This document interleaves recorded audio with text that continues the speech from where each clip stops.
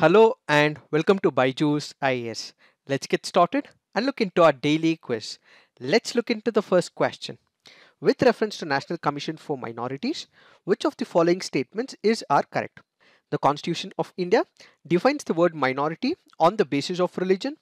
5 religious communities are notified as minority communities.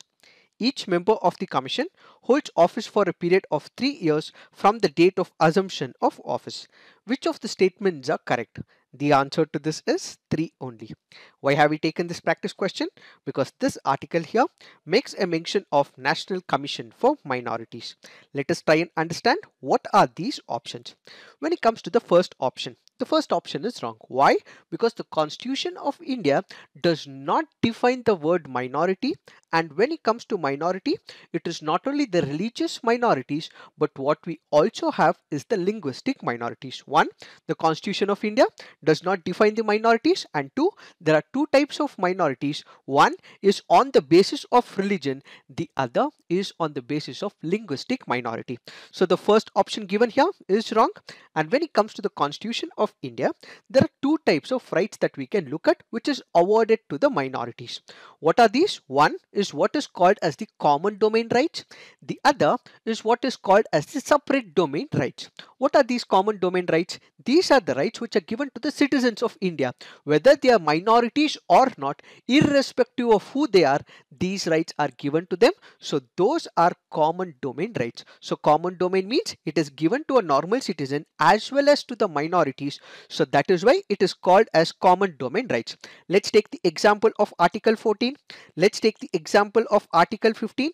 These are the rights which are given to all types of people. That is why it is called as common domain, where the rights given to other citizens are also given to the minorities, so called as common domain. Then we have the separate domain rights. What are these rights? These are the rights that are given only to the minorities. That includes Article 29, that includes Article 30. So those rights which are given only to the minorities are called as separate domain rights. This is what is the discussion with respect to the Constitution of India. When we look into the second option, it says 5 religious communities are notified as minority communities. We have the Union government which set up the National Commission for the Minorities under the National Commission for Minorities Act of 1992. Initially, when the minorities were categorized, we had 5 religious communities. Which are these? It includes Muslims, Christians, Sikhs, Buddhists and Parsis, and with time in the year 2014, Jain community was also added into this. So currently we have 6 religious communities who are notified as the minority communities and not 5.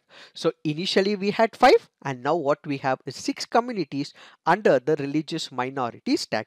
And when we look into the third statement, yes, it is right. Each member of the commission holds office for a period of 3 years. What is the composition? We will have the chairperson, we will have the vice chairperson, and we would have 5 members. So basically we would have about 7 members in this commission, and ultimately they will evaluate the progress of the development of the minorities in different states in India. It is this that we have to understand in reference to this practice question. Now let's look into the next practice question.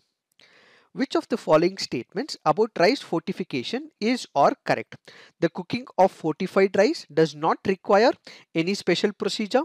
Rice fortification process increases the cost. Which of the statements are correct? The answer to this is both. Why have we taken this practice question? Because this article here makes a mention of rice fortification.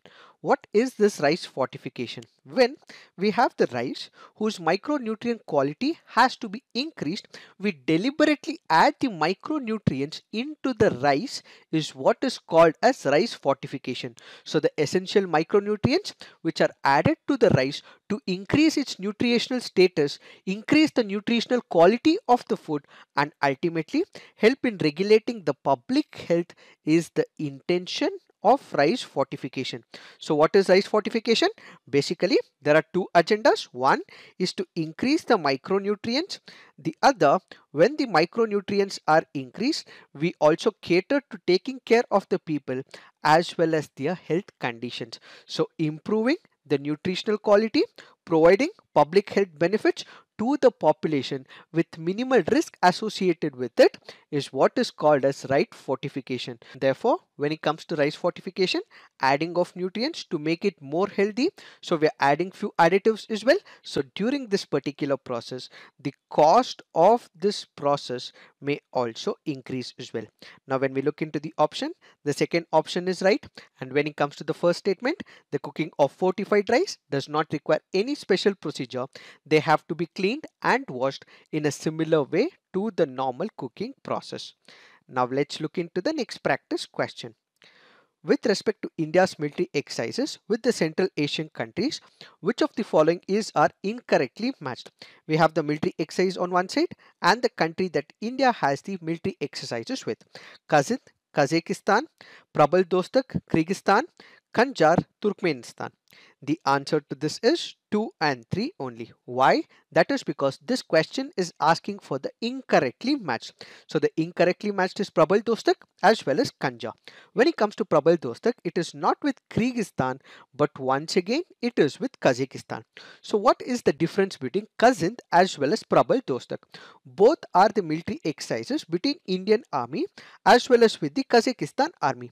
But what is the difference? On Kazind, what we have is a platform for exchange of drills and procedures.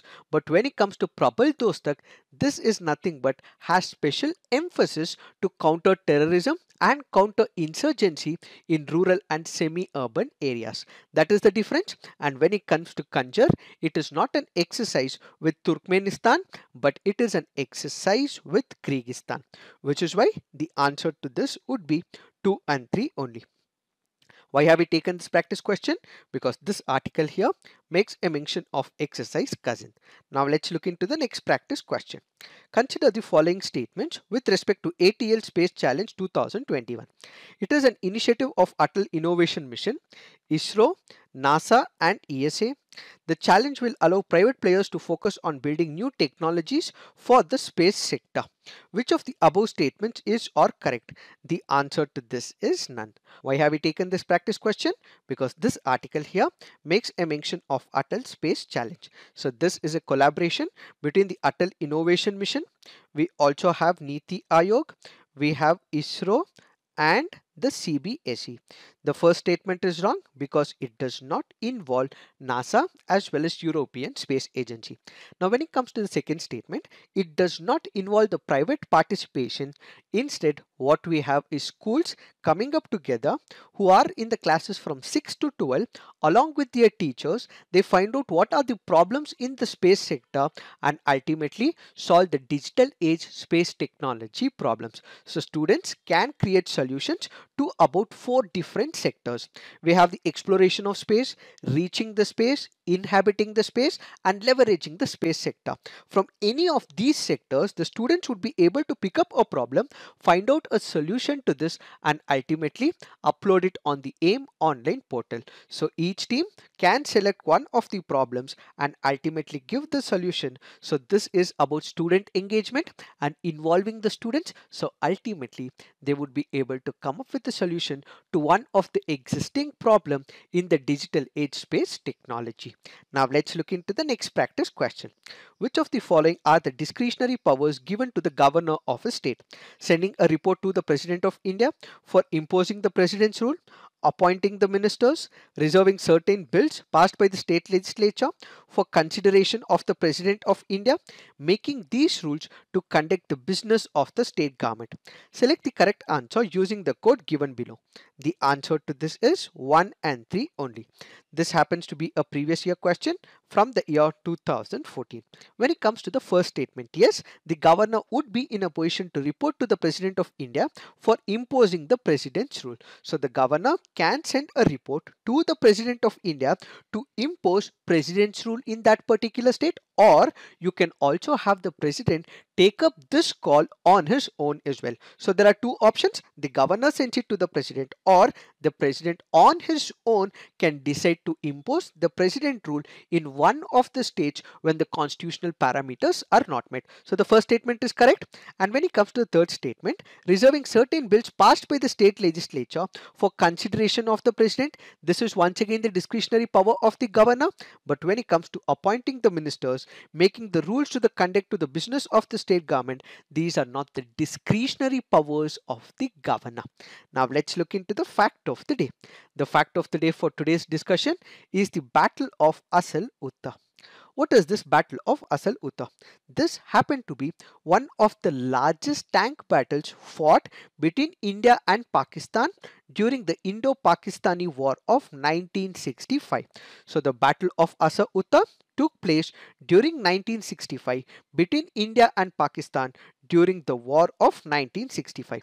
What was the intention of Pakistan? Basically, back in the year 1965, Pakistan wanted to enter India, capture few territories in the Punjab region so that a certain section of Punjab is totally deleted from India's map. This could not happen. Why? Because of the valor, the courage and the sacrifice of the Indian soldiers. So the aim of Pakistan was to capture Raya and Beach on the GT road and thus cause a major chunk of Punjab to be cut off from the rest of the country.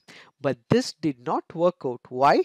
That is because the Indian army, with all its valor, with all its conditioning, with all its respect for its own country, had sacrificed. So what is this Asal Uttar? Asal Uttar basically means befitting reply to the Pakistan's nefarious designs. Where did it occur? It occurred in one of the places called as Kemkaran, where in the state of Punjab.